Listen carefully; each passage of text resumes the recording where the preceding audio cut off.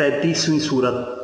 فرزند آدم مالداری کا غرور نہ کر کہ یہ ہمیشہ رہنے والی نہیں ہے، اور فقیری سے پریشان نہ ہو کہ یہ بھی حتمی اور لازمی نہیں ہے۔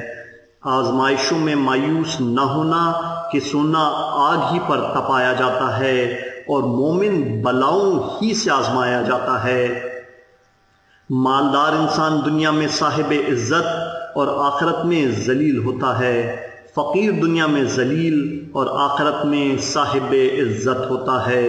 آخرت ہمیشہ رہنے والی بھی ہے اور خوبصورت بھی ہے۔ فرزند آدم جب 9-10 دن تک مہمانوں کا سلسلہ رک جائے تو غضب پروردگار سے پناہ مانگ۔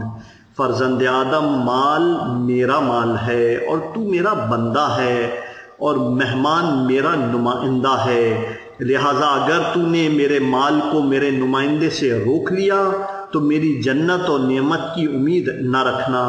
فرزند آدم مال میرا مال ہے، اغنیاء میرے وکیل ہیں اور فقراء میرے عیال ہیں، لہٰذا جو میرے عیال سے بخل کرے گا میں اسے جہنم میں دھکیل دوں گا اور کوئی پرواہ نہیں کروں گا۔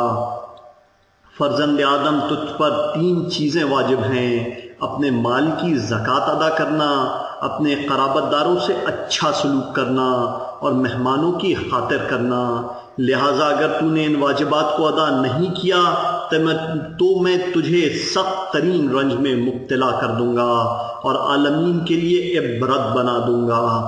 فرزند آدم اگر تو نے اپنی اولاد کی طرح اپنے ہمسائے کا خیال نہ کیا تو میں تیری طرف رخ بھی نہ کروں گا اور تیرے عمل کو قبول نہیں کروں گا اور تیری دعا کو مستجاب نہیں کروں گا۔ فرزند آدم اپنے جیسے انسان پر غرور نہ کرنا کہ تیری ابتدا نجس نطفہ ہے اور یہ منی صلب اور سینے کی ہڈیوں کے درمیان سے پیشاب کے مقام سے خارج ہوئی ہے۔ فرزند آدم اپنی اس ذلت کو یاد کر کہ جب روز قیامت میرے سامنے کھڑا ہوگا اور میں تیرے باطن سے ایک لمحے کے لیے غافل نہیں رہا ہوں اور میں سینے کے رازوں سے بھی باخبر ہوں۔